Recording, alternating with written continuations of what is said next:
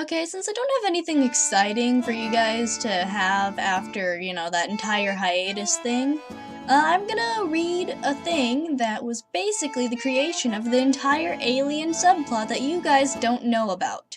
There are aliens in Priscilla Weekly, but they really don't matter. They're just for creative freedom with species stuff.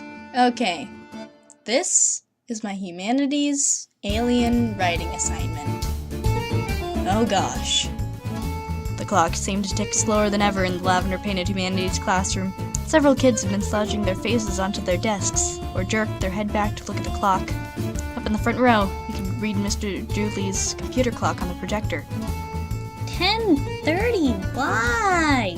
Jade groaned, slouching back into her chair. Jade was a good friend of mine at the time. Went back to my doodles after giving her a dramatically cartoonish wink. She giggled and adjusted her thick round glasses up her dark face. Then Mr. Dooley interrupted his own lecture.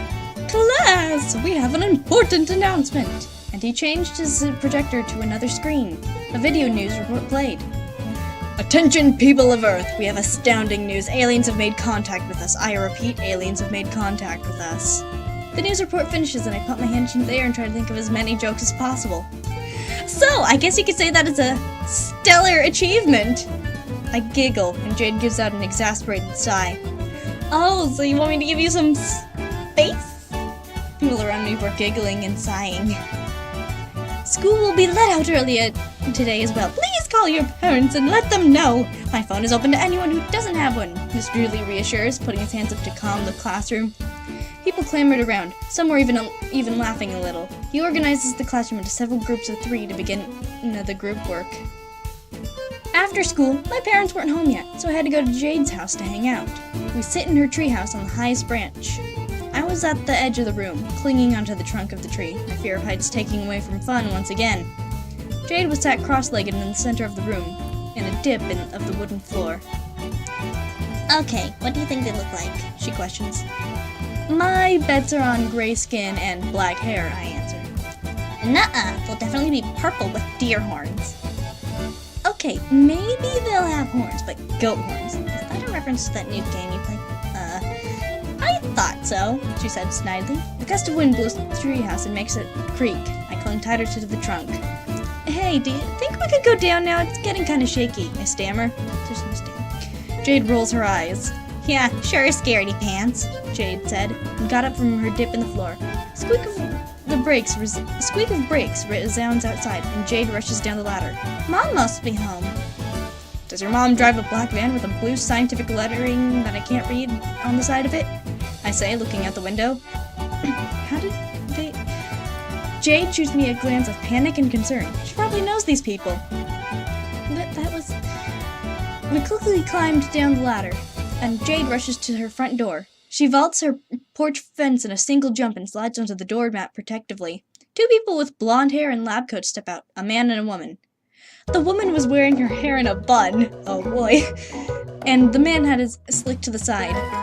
They approached the front door, and as I tried to catch my breath, Jade had a look of pure determination on her face. Hello, Jade! Nice seeing you again, said the woman in spaced-out words as she was trying to pronounce them correctly. Hey, Aunt Penny! What brings you here? Said Jade with a forced smile. Let's just skip the awkward we both don't like each other and we're trying to show it part of the conversation and get to the point. Jade's grip on the handrail tightens. Hom. Oh boy. Now listen here, you little punk. What business we have here has nothing to do with that, yells Penny, breaking out in a heavy southern accent. The man next to her silently lifts up his hand to calm her, and she takes a deep breath. Listen, we need you to go to space and convince the aliens from the port today that we're good, okay? Why haven't you tasked an adult? I asked. Because they specifically asked for 13-year-olds. And you are literally the only 13-year-old who actually knows how to act in intergalactic situations, said Penny, and didn't bother to get rid of her accent. Jade's bangs fell in her face, shading her eyes behind her glasses, making her look menacing. I accept. And please take my friend here. Her name is Sam.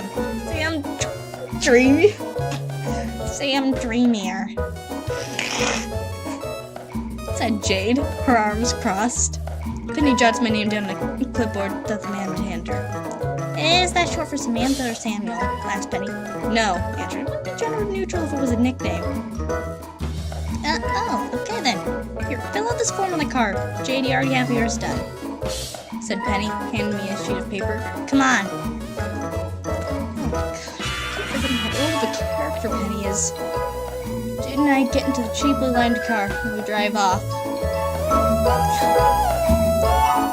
How's that form coming along? Jade asked. The last question, I say, circling the or and M or F. Done. Just then, the van stops. Oh, tense of the verbs need to be consistent.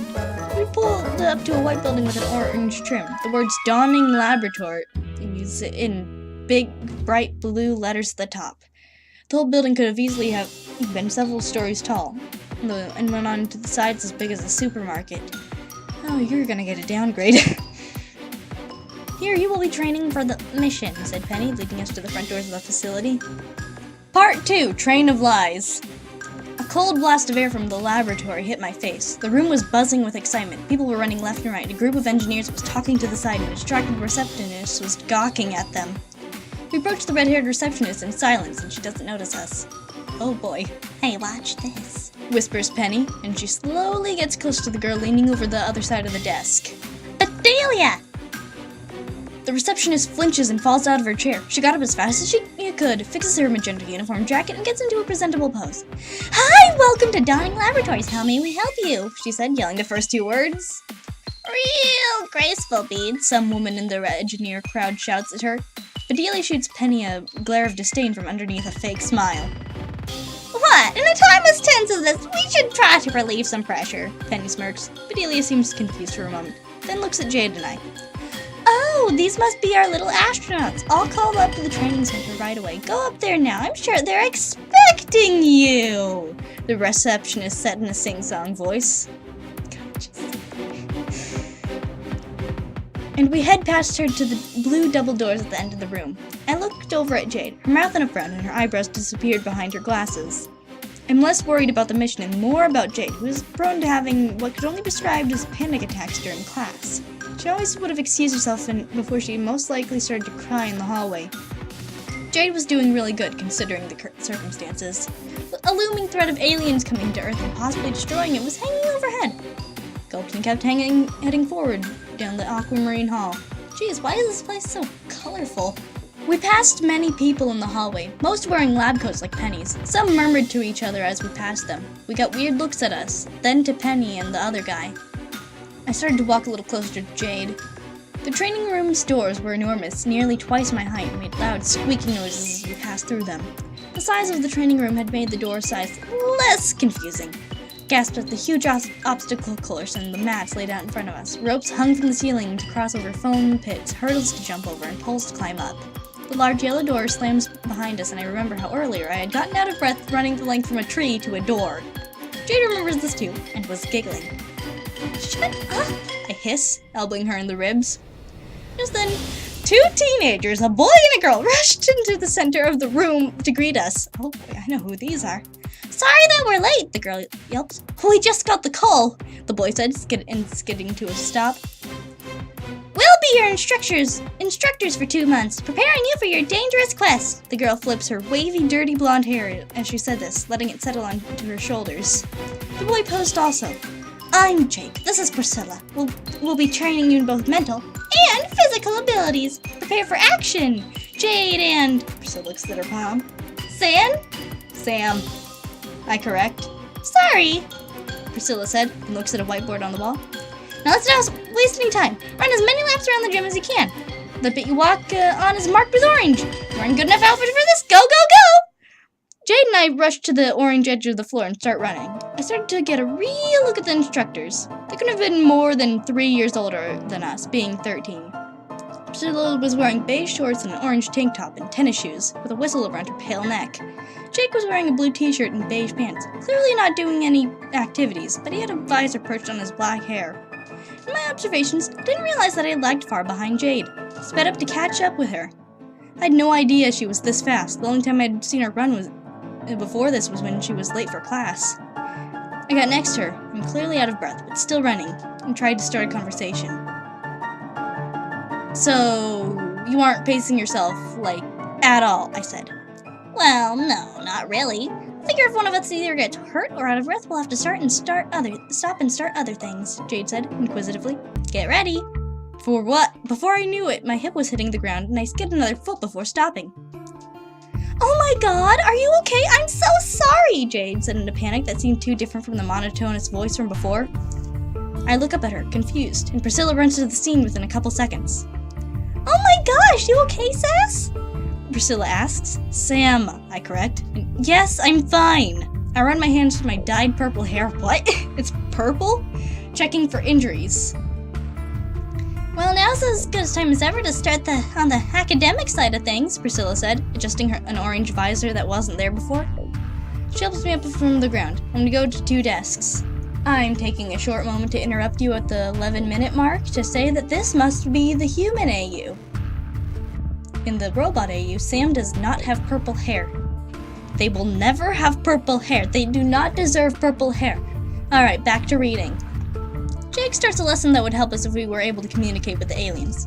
Today we will learn about manipulation and negotiation, Jake began. As soon as he said manipulating, I looked at Jade, who gave me an offended look. I rolled my eyes and Jake continued. Oh god, Jade and Jake. Manipulation is a backstabbing way to get what you want. Like peace, Jake lectured. Jake lectured us about changing other people's opinions in psychology, and I started taking notes in a notebook I found on the desk.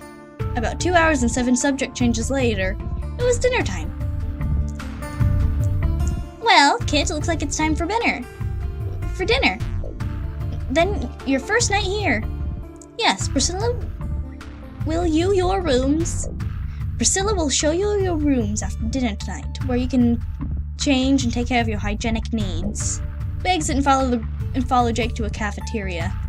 The cafeteria was loud and crowded, but not anything different from our school cafeteria.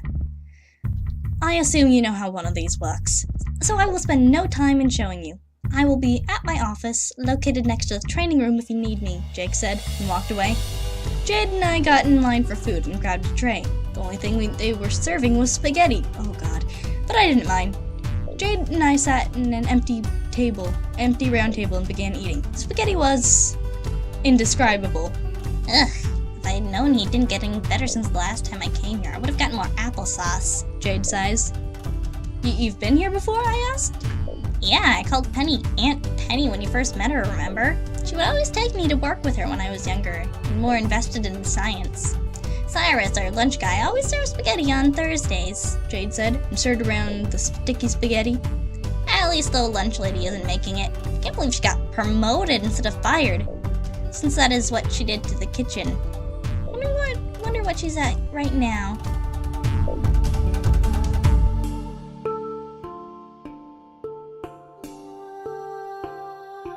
It was nothing. So, what brings you two to this facility? Jade said, definitely not wanting to talk about the horrible spaghetti. Our conversation somehow made it to music mixing and ghosts when the bell rung again. Packed up to our rooms where 2 single beds stood, with a stack of clothes on each. The next 2 months flew by like nothing. Oh, you're not gonna give Priscilla and Jake more screen time? We did an alternation between exercise and academics, teaching us survival skills and ways to learn a language. A particularly fun day was when we got to play with Zero G-Force. Jade Fun's blue, clung onto the ceiling for support. We found the best technique for moving through the anti-gravity chamber was to basically swim through the air. Jade nearly lost her glasses on the roof. I got to see how my hair flew when I pushed off the ceiling and crashed into the floor. But while it was fun, the closer the launch day came, the more filled with anxiety we became. Okay, what? I'm definitely going to need to rewrite this. Launch time, 12 o'clock. The launching day came sooner than expected. Jade and I were fitted with spacesuits for the flight. I got purple, she got green. We stepped down the long hallway, escorted by Penny, who was wearing her hair in pigtails that day. Oh, finally. Clip, clip down the long hallway, heavy space boots loud against the blue tiles. Breathed deeply to calm myself. Jade was wearing square glasses that had been modified to double as a camera, her face blank, bangs darkening her eyes.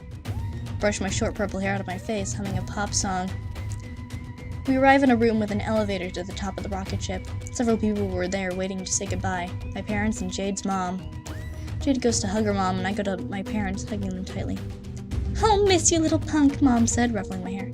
I'll miss you too, Mom. I held back tears. I pulled back. Love you. We love you too, Sam, Dad said. I smiled at him. I don't know, you be a tough little scamp. Thanks, guys, I said, rubbing my arm a little. Jade and I stepped back towards the elevator, and the whole room was cheering. We step in the elevator and the beige doors close and peer out of the window. The bears were definitely crying, but I couldn't tell once we were about halfway up. We read a loading dock at the top of the tall cylindrical rocket ship. Two people wearing safety masks put transparent helmets over us. Jade was blank-faced still, definitely a coping mechanism for her.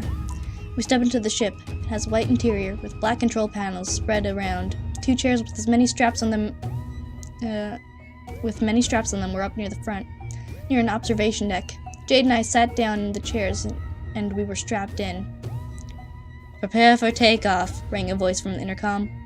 Lift off in 10, 9, it counted down. A few minutes after we leave the atmosphere, we will lose most of our contact with the Earth, and autopilot will kick in, giving us a cool AI to talk to. That'll be fun, Jade said. 8, 7, 6. The countdown continues.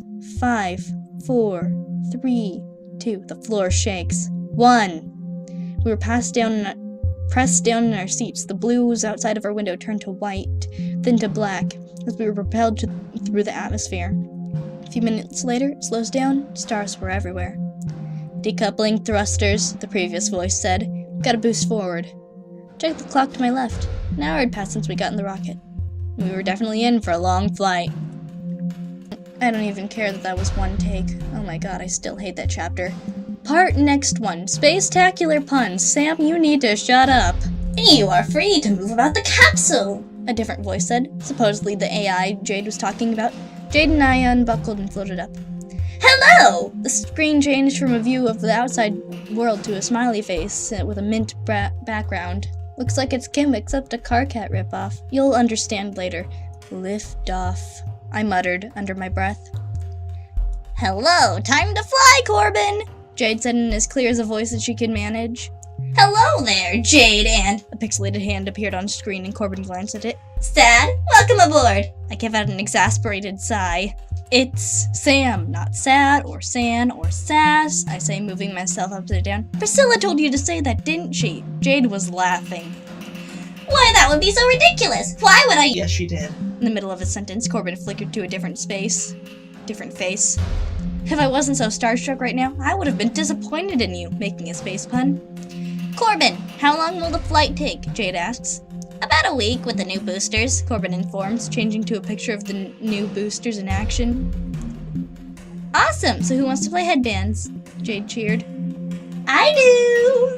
Corbin said, going back to his old face. I join as well, and the game lasts many rounds. By the time we get tired of it, it's bedtime.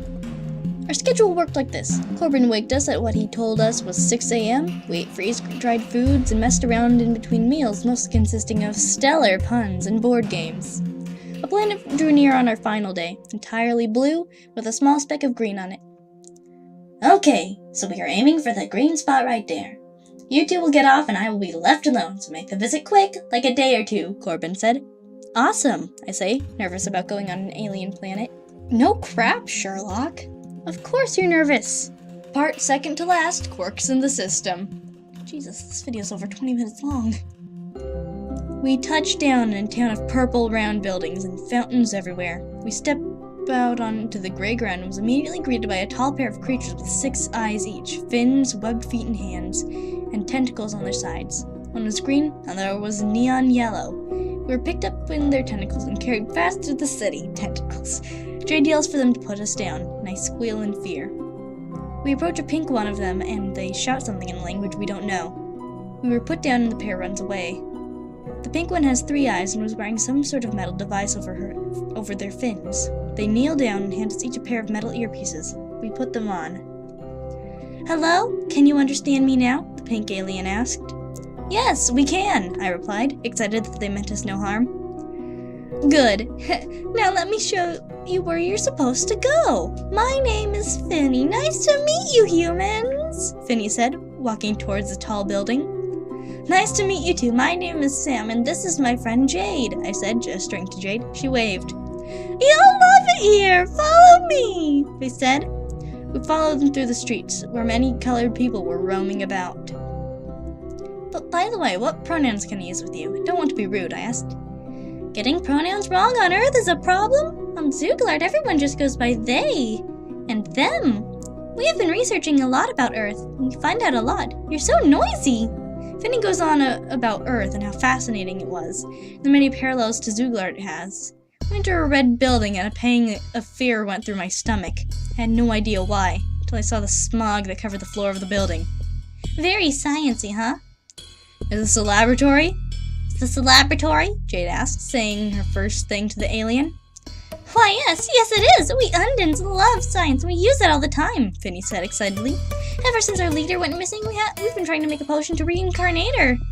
Jade pushed something on my metal earpiece and said something muffled to Finny, then pushed it again. I gave her a confused look. She shrugged. Right this way! Finny said, led us to some orbs with an entirely different species in them. People on here are ranked by how many eyes they have, and whether you have a tail or not. Some really high ones are like your mythical centaur. We go up to the green and neon. We go up to the green and neon Undins from earlier. Yo, we are so sorry about earlier, the green one said. I'm not sorry, the neon one sneered, closing all 6 of her eyes. She got elbowed by the green one. Sorry. I'm Ema, and this is Tally. We'll see you later, the green one said, and then rushed off to the glass orbs. Are you experimenting on those people in the orbs? Yes, for a way to make them become our leader, but, Finny said, but was interrupted by an explosion and glass shattering. That happens a lot. The anxiety from earlier was back. I looked up at the tall ceiling, painted red, and it seemed so far away. The floor was black. The red fog was covering the floor. The intact orbs were covered in something gooey and black. Sharp science equipment was about 10 feet to our right. The looming sense of dread seemed legitimized. But then Finny giggled. We think we might have a cure today. Finny had to put her hand over her mouth to stop from laughing too hard. I step back as Jade starts to laugh too. She throws off her glasses, letting it shatter, her eyes in a natural purple. We have her! Finny shouts. Her hair got thrown back, and 2 servants with 2 eyes came to hand her a beaker of something bright red. She drinks it like the end of the world, and lets the container shatter on the ground. Transformation was about to take place.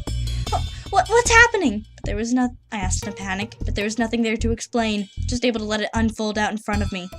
Her eyes turn entirely purple, her hair grows longer than ever, she grows taller, skin turning darker, forming scales, her legs grow spikes, her clothes rip as her wings sprout from her back. Tail grows. Her once friendly smile replaced with a smile that only a maniac could pull off. The scales opened, revealing themselves to be eyes in an array of colors.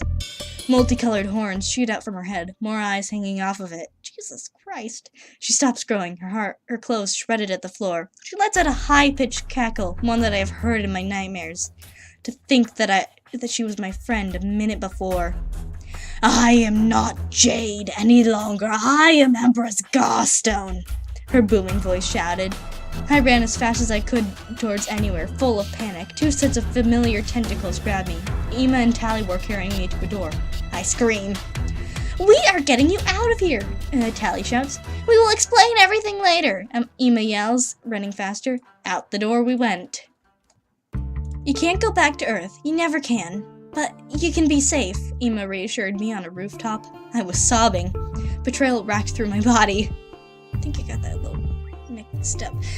Hey, crying is a sign of being upset on Earth, right? Well, there's not a time for that to be here. Let's get you to the base where everyone is mistreated by higher-up stays, Tally said.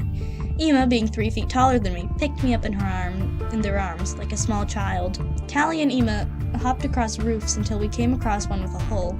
We entered the hole in the roof, revealing a bunch of computers, a few yellow Undins and a few of the experimented people working on reaching somewhere. Welcome to your new home, I guess, Ema said, putting me down. I looked across at all the faces staring at me. and I knew I was in for an interesting life. Part the last one. Epilogue. It has been 3 sweeps since that day, which equates to 6 human years. A lot has happened since then. Tally and Ima are now starting a rebellion with the people who were at the base. They adopted me as their child the moment they realized human needs. They make good parents, and obviously love each other a lot. I miss my old family, but life is a lot better here than it could have been on Earth. Learned Untintian from Ima and how to fight from Tally. I am the second in command of the rebellion, and first invasion starts at noon tomorrow. I am having what we recovered from my ship in Corbin send this to Earth, so they know why we didn't come back. I'm happy in a place where everyone respects me. Don't send help. We're all pretty happy. Jade probably is too. Oh my gosh. That switch from being kind of funny to forced cameos to kind of funny again to serious as heck. What were you thinking, 11-year-old me?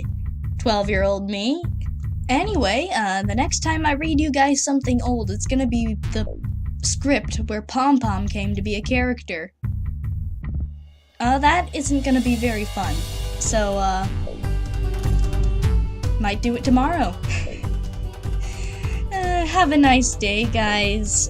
This has been Cyber, reading you a thing. Goodbye.